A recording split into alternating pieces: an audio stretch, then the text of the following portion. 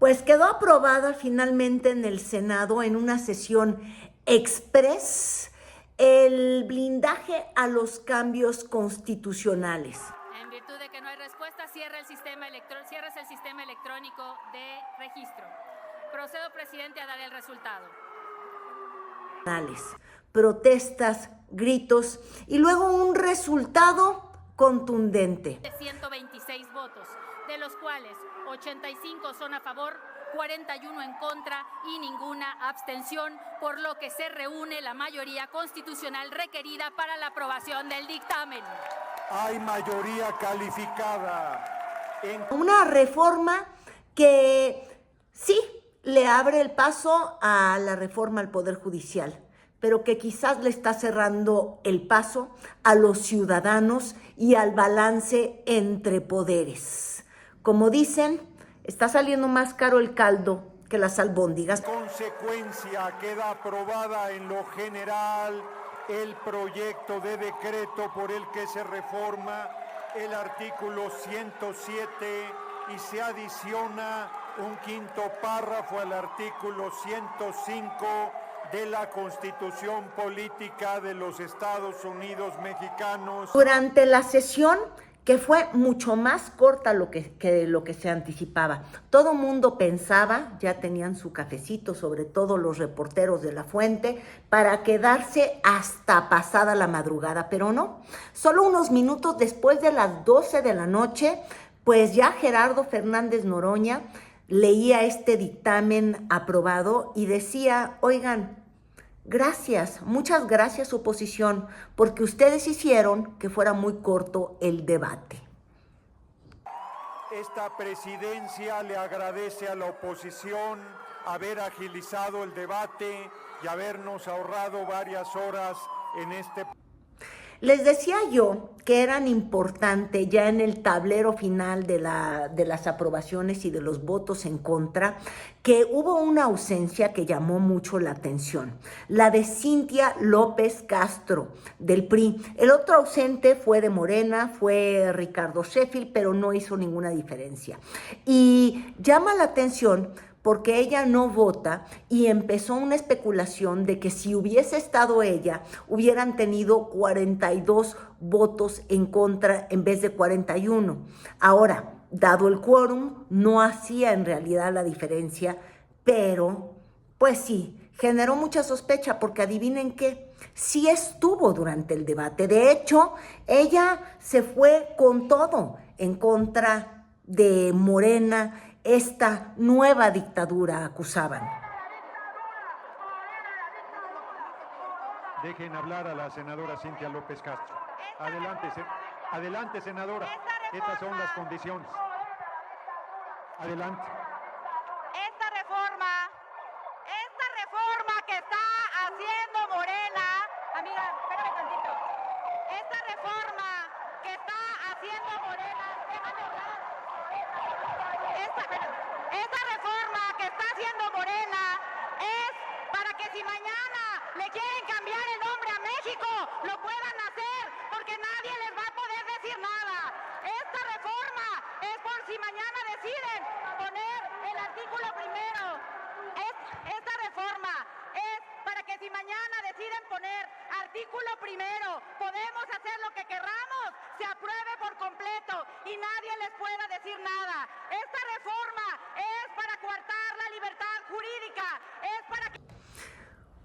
Dos debates fueron clave, o dos debates se llevan en realidad el corazón de toda esta discusión. Por un lado, la presentación de Ricardo Anaya, que fue la más elocuente, y yo le voy a decir por qué, aunque uno no debe de olvidar también quién es Ricardo Anaya, ¿verdad? Es el joven maravilla que luego salió un poco pillo y que le surgieron las triangulaciones de dinero y toda esta cosa de compras de terrenos y movimientos allá en Querétaro. Ahora, sin olvidar quién es este personaje, no vamos a quitarle la elocuencia a su presentación, porque dice, esta reforma es la reacción de Morena a los jueces, que yo ahí coincido o quiero anotar y subrayar que pues sí, han querido actuar con amparos, con todas estas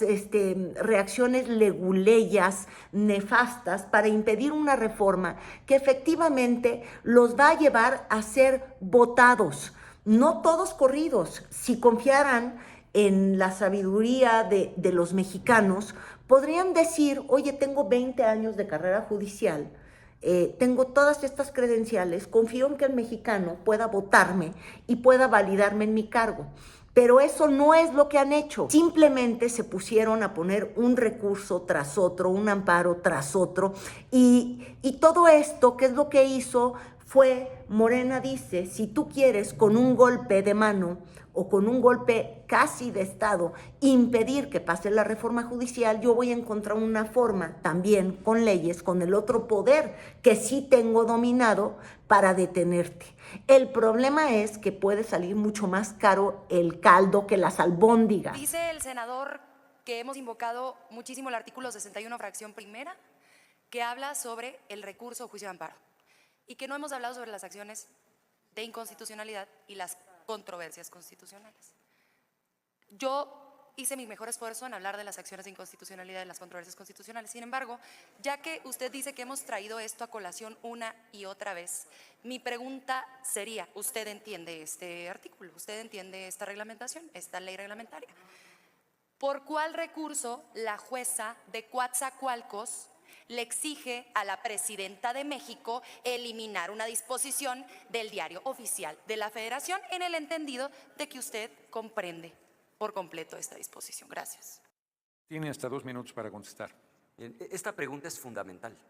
Esta es la razón por la que se está haciendo esta reforma, porque traen un pleito con el Poder Judicial y lo que no han entendido es que en una democracia, cuando no estás de acuerdo con una sentencia, lo que haces es apelar la resolución. Yo no soy el vocero de la jueza, no me corresponde pronunciarme sobre la sentencia de una jueza. A ustedes, si no les gusta el sentido de la resolución, lo que tienen que hacer es apelar esa resolución, no desacatar. Ahí es exactamente donde está el problema de fondo. Punto número 1.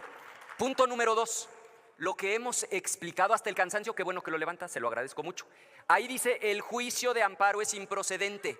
No dice la controversia constitucional, ni dice la acción de inconstitucionalidad. Y lo que ustedes hoy están pretendiendo establecer en la Constitución es que ya no exista recurso legal alguno para poder controvertir tanto una violación de forma como una violación de fondo. Ese es el problema. El problema es que ustedes quieren resolver el pleito con una jueza de Coatzacoalcos reformando la Constitución. No lo hagan. Apelen esa sentencia si no están de acuerdo, pero no se lleven entre las patas todo el sistema jurídico mexicano. Ahora sí, presidente, lo que yo quisiera rogar. Muy bien, continúa en su es tiempo. Anaya argumentando justamente que no se trataba solamente del artículo 61 de la ley de amparo.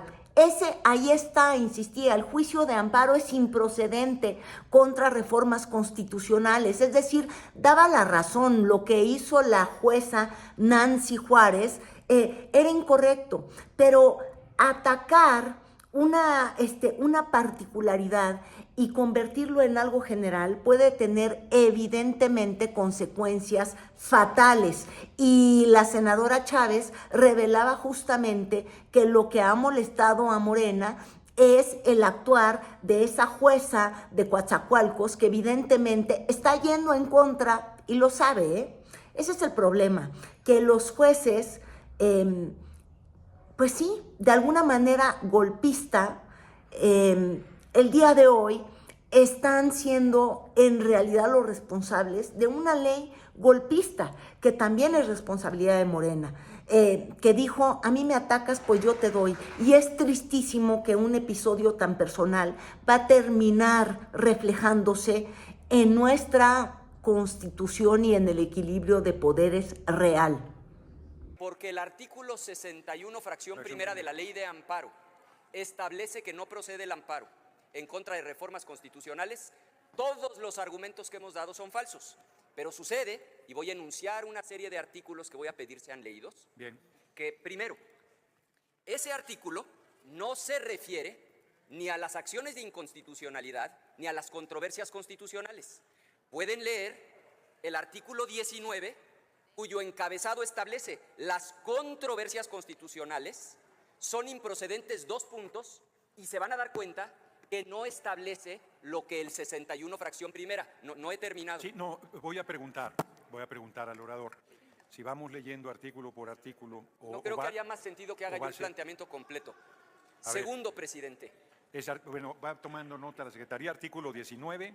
El artículo 19, y que me digan dónde dice que no proceden las controversias constitucionales. Segundo, el artículo primero nos obliga a observar los tratados internacionales. Y el Pacto de San José, particularmente en el artículo 25, establece lo que no están queriendo escuchar, y es que no se puede dejar a los ciudadanos sin mecanismos, ya sea directos o a través de sus representantes, para contravertir senador, un atropello legal. Concluyo, presidente, concluyo. Estoy consciente de que no hay un debate técnico ni lo va a haber. Lo único que quiero es dejar constancia de que lo que están haciendo con esta reforma es cerrar la posibilidad de que haya acciones de inconstitucionalidad y controversias constitucionales, y el artículo que han leído repetidamente no se refiere a eso, se refiere únicamente a el amparo. Sí, Es cuanto, presidente. Básicamente, entonces, Anaya lo que dijo es: esta reforma va a dejar desprovistos a los ciudadanos, los va a dejar sin mecanismos de defensa contra cualquier reforma, contra cualquier acto del legislativo. Ya no es un tema de partidos o de los jueces, y eso es lo que se insistía.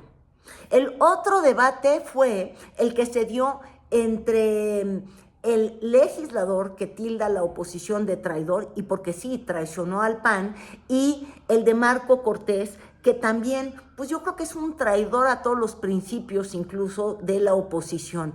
El panismo cuestionando al panismo, porque uno se quiere robar la prerrogativa del otro, y les digo, eso ya ni siquiera tenía que ver con el debate de fondo, el del Frankenstein que se creó el día de ayer con esta reforma de supremacía constitucional. Que coaccionó a un compañero.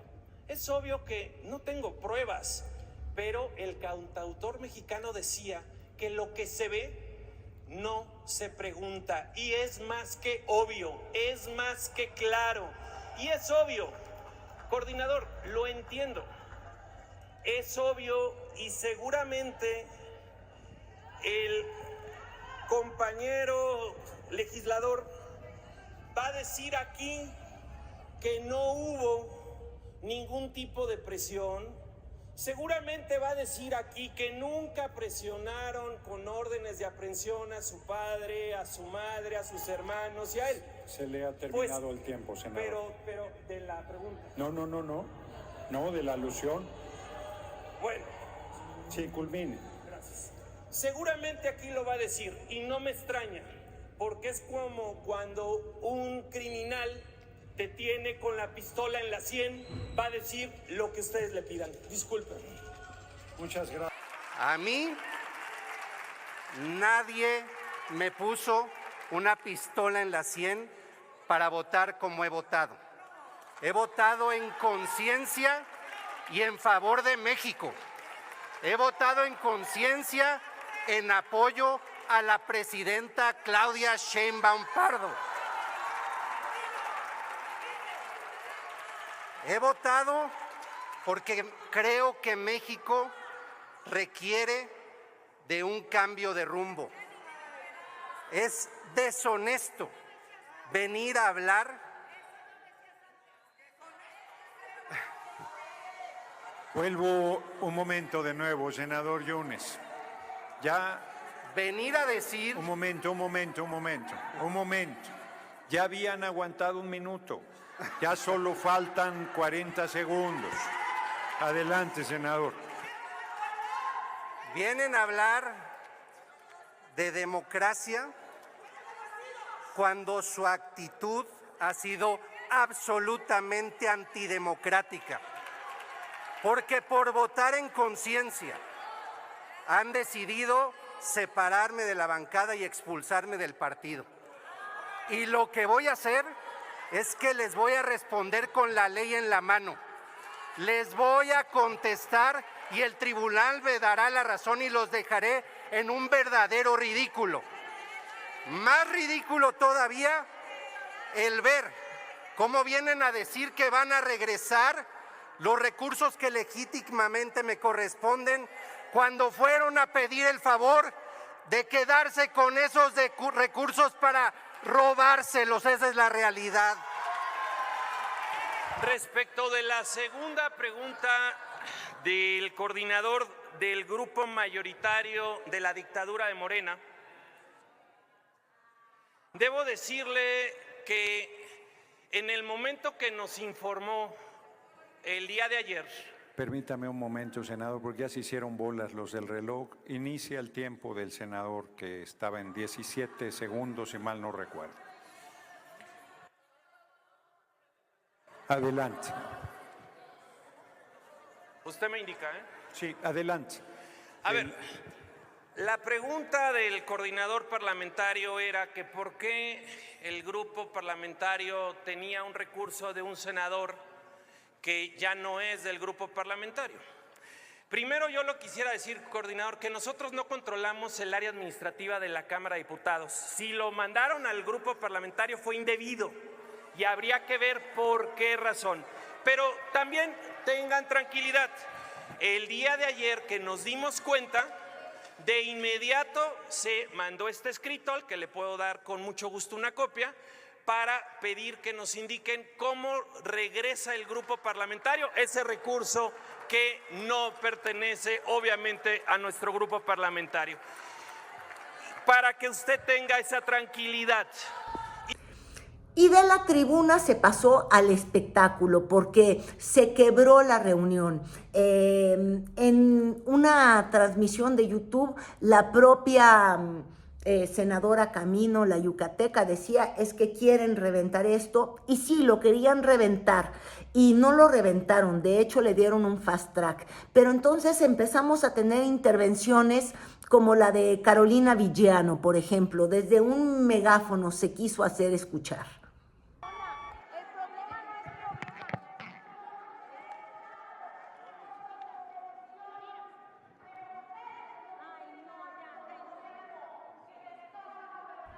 Una cosa es tener poder y otra es querer poder sin límites. Esa frase muy interesante porque resume lo que terminó por ocurrir. Tanto le estuvieron pellizcando aquellos a León, que León sacó el peor rasgo de su condición, la soberbia. ¿Por qué? Porque puede, porque tiene la mayoría. Y esto es lo que advertía el senador naranja, Clemente Castañeda. Una cosa es el poder reformador de la Constitución, que por cierto es un poder constituido, no un poder constituyente. Y lo que están ustedes planteando aquí es que ese poder reformador no puede tener límites, y eso lo único que hace es hipotecar el futuro y los derechos de las próximas generaciones. Imagínense, como se ha dicho aquí, algunos ejemplos que son una verdadera locura. Voy a hablar de ciencia ficción. Imagínense que alguien que se dice de izquierda propone por algún momento modificar el artículo 1 constitucional para retirar todos los criterios de convencionalidad en la protección de derechos humanos. Sí, compañeras y compañeros, sería una verdadera locura que alguien siquiera con vocación democrática se lo pudiera imaginar. Pero ¿qué creen? No es ciencia ficción, eso lo acaba de plantear la nomenclatura que hoy gobierna este país. Y entre pancartas, entre gandallas, entre el yo puedo, entre el yo quiero, con ausentes, con presentes que se vieron completamente disminuidos, quedó aprobada esta reforma.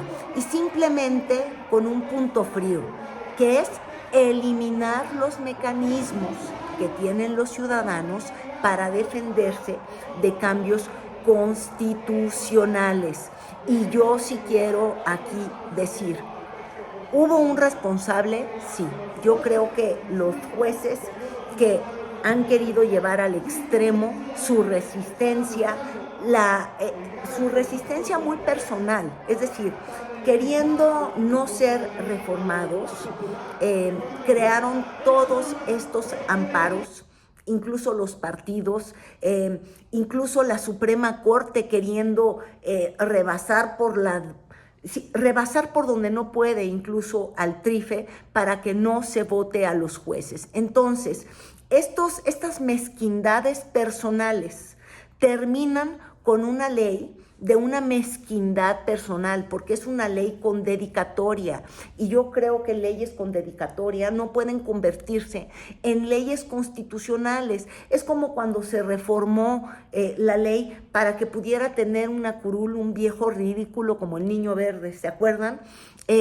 Todo esto de querer cambiar la Constitución para que le quede a alguien, luego termina teniendo consecuencias terribles para el país. Y yo no me refiero nada más a la mayoría de Morena, porque quien sea quien llegue a ser mayoría, si es mayoría en las dimensiones en las que la obtuvo Morena, pues van a poder hacer lo que quieran. Y yo sí creo que en las urnas hubo un mandato que favoreció ampliamente a Morena. La oposición dice, no tienen la mayoría absoluta porque no ganaron con más del 50%, porque ganaron con el 59% de los votos y están representados en la Cámara con mucho más. Pues sí, porque con esas reglas se jugó. Es decir, yo entiendo que Morena tuvo un mandato, sabíamos que existía esta sobrerepresentación, ellos ganaron en más de 240 y pico distritos, en más de 250 distritos, de hecho, de los 300 en disputa. Es decir, su mayoría sí era arrolladora, y esa mayoría sí se dio con un concepto, el Plan C, un paquete de iniciativas que ya había presentado el presidente López Obrador desde el 5 de febrero, y en las cuales venía incluida la reforma al Poder Judicial. Eso nadie lo puede cuestionar, al menos yo no lo voy a cuestionar. Pero lo que sí también es real es que esta reforma de supremacía constitucional no estaba ni en el Plan C, ni en lo que presentó que iban a hacer sus reformas, Claudia Sheinbaum. Esto ya es Morena diciendo, tengo el poder y ejerzo el poder porque puedo. Y yo creo que eso ya es peligroso. Eso no tiene que ver con el Plan C, eso no tiene que ver con el mandato que le dieron tantos ciudadanos en las urnas. Y sí, es la respuesta a una provocación de jueces que no han sabido perder, de una oposición que derrotada simplemente empezó a tratar con golpes de mano, con golpes de amparo, revertir la voluntad popular. Pero ojo, la respuesta de Morena, en este caso, yo creo que es sumamente peligrosa y le hace un daño a la democracia. Así como quienes están del lado de la derecha y no quieren ver que Bukele actúa como un dictador, yo creo que desde el lado de la izquierda tienen que empezar a ver si Morena está abusando, como dicen en las series, si está abusando de tanto pinche poder. De tanto poder uno se puede descomponer. Cuidado con eso.